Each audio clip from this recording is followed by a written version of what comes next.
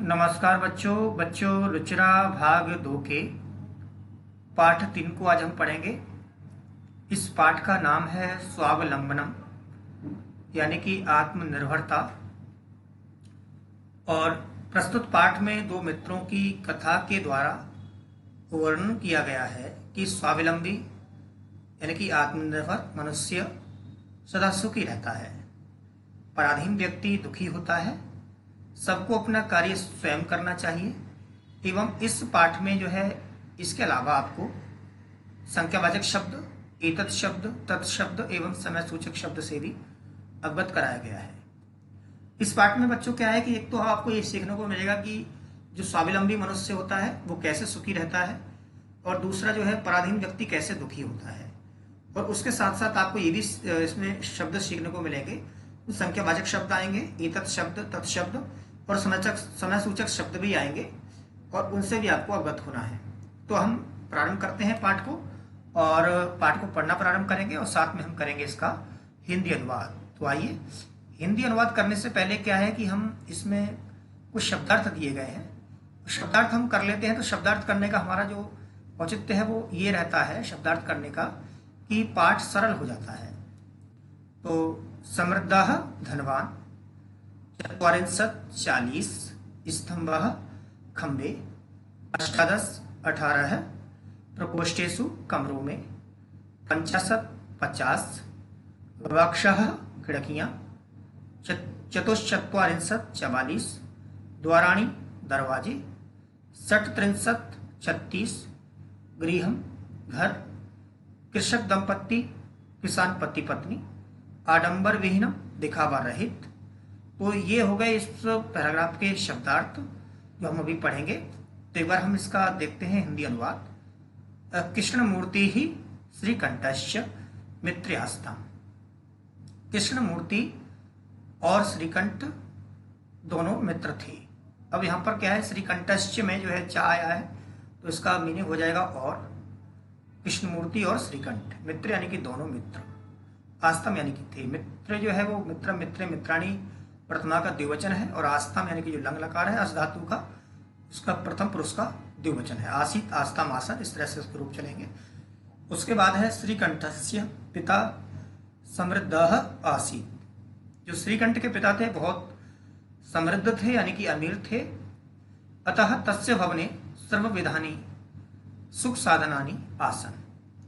अतः यानी कि इसलिए, तस्य भवने, तस्य किसके भवन में, तस्य किस, कस्य, श्रीकंठस्य, अतः उसके भवन में, किसके भवन में, श्रीकंठ के भवन में, सर्वविधानि सुख साधनानि आसन यानी कि सब प्रकार के सुख साधन थे।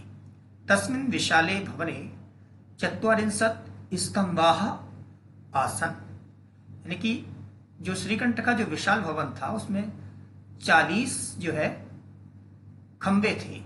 तस्य 18 प्रकोष्ठेषु, तस्य उसके 18 यानी कि 18 प्रकोष्ठेषु कमरों में, 50 गवाक्षाः यानी कि खिड़कियां, 44 द्वाराणि यानी कि 44 द्वार, 37 विद्युत व्यजनानि च आसन, और जो है 44 द्वार थे और 36 क्या थे, जो बिजली से चलने वाले पंखे थे।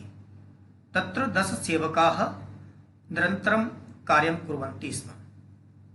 तत्र यानी कि वहां 10 यानी कि 10 सेवकाः यानी कि नौकर, निरंतरम यानी कि हमेशा, कार्य यानी कि कार्य, कुर्वन्ति यानी कि करते, इसमें यानी कि थे। वहां पर क्या था, श्रीकंठ के घर में क्या था कि वहां पर 10 सेवक जो है, 10 नौकर हमेशा उसके घर में कार्य करते थे। परम कृष्ण मूर्ते है माता पिता च निर्धनौ कृषक दंपत्ति। परम यानी कि किंतु, लेकिन, किंतु परंतु, परम यानी कि किंतु, कृष्ण मूर्ते है यानी कृष्ण मूर्ति के, माता पिता च यानी कि और कृष्ण मूर्ति के माता पिता, निर्धनौ यानी कि निर्धन, कृषक दंपत्ति यानी किसान पति पत्नी थे। तस्य गृहम आडंबर विहीनम साधारणंच आसीत, और उसका घर कैसा था, आडंबर से रहित, साधारण था। किसका साधारण था, जो है कृष्ण मूर्ति का जो घर था वो साधारण था और आडंबर से रहित था। अब आगे देखते हैं। आगे है इसका सरलार्थ भी मैंने लिखा हुआ है, इसको आप देख लेंगे, उसको कर लेंगे आराम से। फिर है अगला पैराग्राफ। तो अगला पैराग्राफ करने से पहले हम इसके शब्दार्थ देख लेते हैं। आतिथ्यम यानी कि अतिथि सत्कार, परम कराह यानी कि काम करने वाले, संतुष्टः संतोष करने वाला, भवताम यानी कि आपके, बहवा यानी कि बहवह यानी कि बहुत से, भृत्यः यानी कि नौकर। अब हम देखते हैं इसका, इस पाठ को पढ़ना प्रारंभ करते हैं।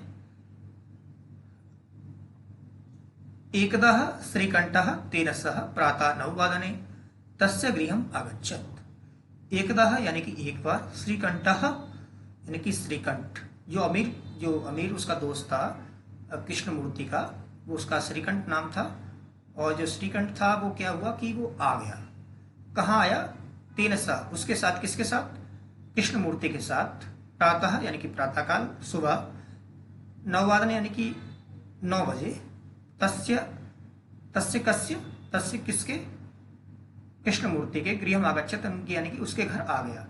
तत्र कृष्णमूर्ति ही, तस्य माता पिता च, तत्र यानी कि वहां अव्ययपद है, कृष्णमूर्ति यानी कि कृष्णमूर्ति, तस्य यानी कि उसके, कृष्णमूर्ति और उसके माता पिता ने जो है स्वशक्ति यानी कि अपनी शक्ति के अनुसार, श्रीकंठस्य यानी कि श्रीकंठ का, आतिथ्यम यानी कि अतिथि सत्कार, अकुर्वन् यानी कि किया। एतद् दृष्ट्वा, ऐसा देख करके, श्रीकंठ अकथयत्, ऐसा देख करके श्रीकंठ ने कहा, मित्र अहम भवताम सत्कारेण संतुष्टो अस्मि। मित्र अहम यानी कि मैं, भवताम यानी कि आपके, सत्कारेण, सत्कारेण यानी कि सत्कार से, यानी कि जो आपने मेरी, जो मैं आया और आपने मेरा जो सम्मान किया है, सत्कार किया है, उससे मैं संतुष्ट हूँ। केवलम इदमेव इदमेव मम दुखम यत् तव गृहे एकोपि भृत्यः नास्ति।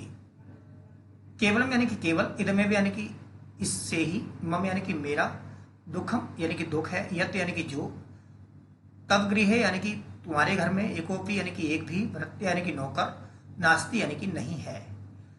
वो कहने लगा, श्रीकंठ कहने लगा कि मेरा दुख केवल इस बात का है मित्र कि तुम्हारे घर में एक भी नौकर नहीं है। मम सत्काराय भवताम बहु कष्टम जातम, मेरे सत्कार से आपको बहुत कष्ट हुआ, मतलब कष्ट हुआ होगा, ऐसा उसने कहा कि मेरे सत्कार से आपको बहुत ज्यादा कष्ट हुआ। मम गृहे तु बहवः कर्म कराः सन्ति, परंतु मेरे घर में तो बहुत ज्यादा जो है कर्म, काम करने वाले यानी कि नौकर हैं। अब आगे हम देखते हैं आगे क्या हुआ। इसका शब्दार्थ हमने कर लिया है, सरलार्थ भी हमने ये कर लिया है, आप इसे देख करके लिख सकते हैं।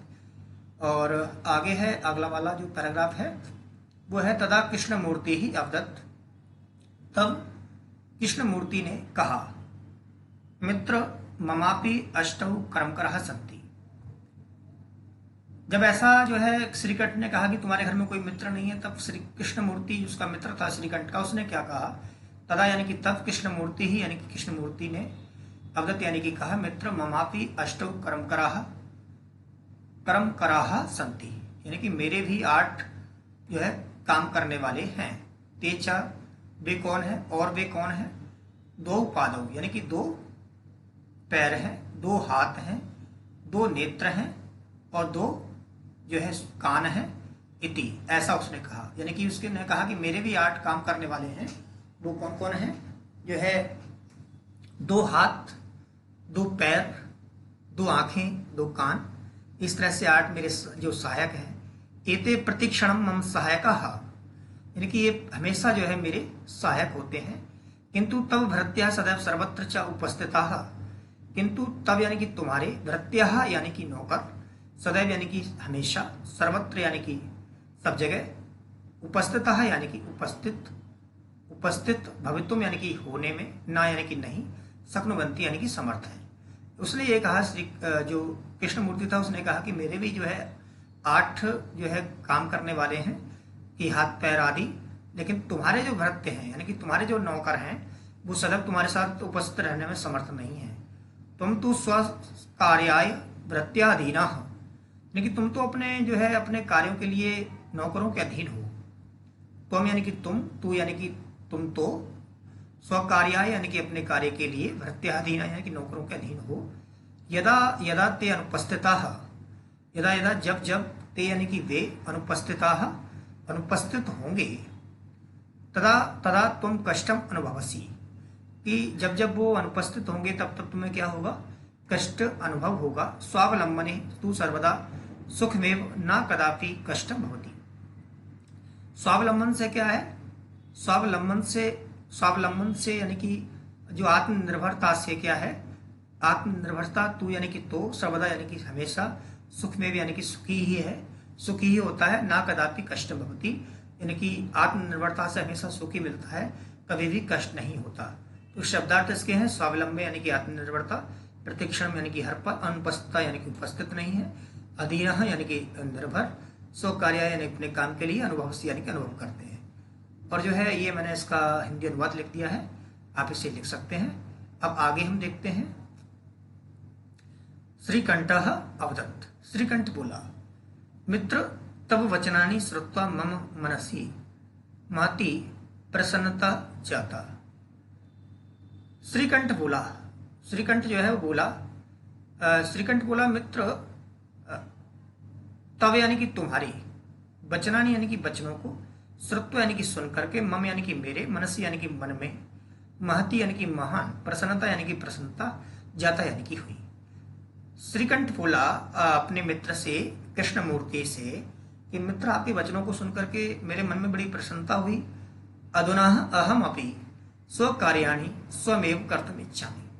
अधुना यानी कि अब, अहम अपि यानी कि मैं भी, स्वकार्याणि यानी कि स्व कार्य से, स्वमेव यानी कि स्वयं ही, कर्तुम इच्छामि यानी कि करना चाहता हूँ, अपने कार्य जो है मैं भी अब आज से स्वयं करूँगा, करने की इच्छा करता हूँ। भवतुम यानी कि भवतु यानी कि ऐसा ही हो। सार्ध द्वादश वादन मिदम, सार्ध द्वादश वादन मिदम यानी कि जो है 12:30 बजे, इस समय 12:30 बजे हैं। सांप्रतम गृहम चलामी यानी कि अच्छा, भवतु यानी कि अच्छा ऐसा ही है, 12:30 बज गए हैं। सांप्रतम यानी कि इस समय, गृहम चलामी घर जा रहा हूँ। अब जो है अब ये शब्दार्थ है इसके। अवदत्त कहा बोला, कहा बोला इसका अर्थ हो गया मनस्य यानी कि मन में, अधुना यानी कि अब, स्वमेव यानी कि अपने आप ही, भवतुम ठीक है, सार्ध द्वादश वादन यानी कि 12:30 बजे, संप्रतम यानी कि अब और इस समय। अब इसका मैंने हिंदी अनुवाद भी लिख दिया है, आप देख सकते हैं। आगे जो है इतना बच्चों यहाँ पर जो है ये इसका जो है ये पाठ था। तो हमने ये सीखा कि जो है श्रीकंठ जो है अपने घर गया और श्रीकंठ के घर, जो श्रीकंठ का जो घर था वो जो है बहुत ही विशाल भवन था, बहुत ही बड़े अमीर घर का रहने वाला था। लेकिन जो कृष्णमूर्ति था वो बेचारे किसान दंपत्ति का, माता पिता का जो पुत्र था, दोनों की मित्रता थी, आपस में बहुत अच्छे मित्र थे। तो एक दिन जो है वो अमीर मित्र, उसका जो श्रीकंठ होता है, वो उसके घर में आता है और घर में आकर के देखता है उसके घर में कोई भी जो है नौकर नहीं है। उसके वृद्ध माता पिता जो किसान थे उन्होंने उसकी सेवा की, सत्कार किया, उसका आतिथ्य किया। तो उसको देख करके थोड़ा लगा कि इसके घर में कोई जो है नौकर नहीं है। तो जो है कृष्णमूर्ति ने उसको समझाया कि मेरे साथ 8 नौकर हैं, मेरे साथ आँख है, नाक है, कान है, इस तरह से उसको समझाया था। तो बच्चों मैं यही कहना चाह रहा हूँ कि इस पाठ से हमें यही शिक्षा मिलती है कि जो है हमें अपना कार्य जो है आपस में जो है खुद ही करना चाहिए। यदि दूसरे के अधीन रहेंगे, नौकरों के अधीन रहेंगे तो क्या होगा, बाई चांस यदि कोई नौकर नहीं रहता है या चला जाता है तो हमें दिक्कत होती है बाद में। तो हम खुद से ही अपना कार्य करने वाले बने, ऐसा हम सीखें। बहुत बहुत धन्यवाद। अगर आपको ये वीडियो पसंद आई हो तो नीचे कमेंट बॉक्स में लिखें, और आपको कैसी लगी ये जरूर बताएं, और जितने भी स्टडी रिलेटेड ग्रुप्स हैं उसमें इस वीडियो को जरूर शेयर करें। बहुत बहुत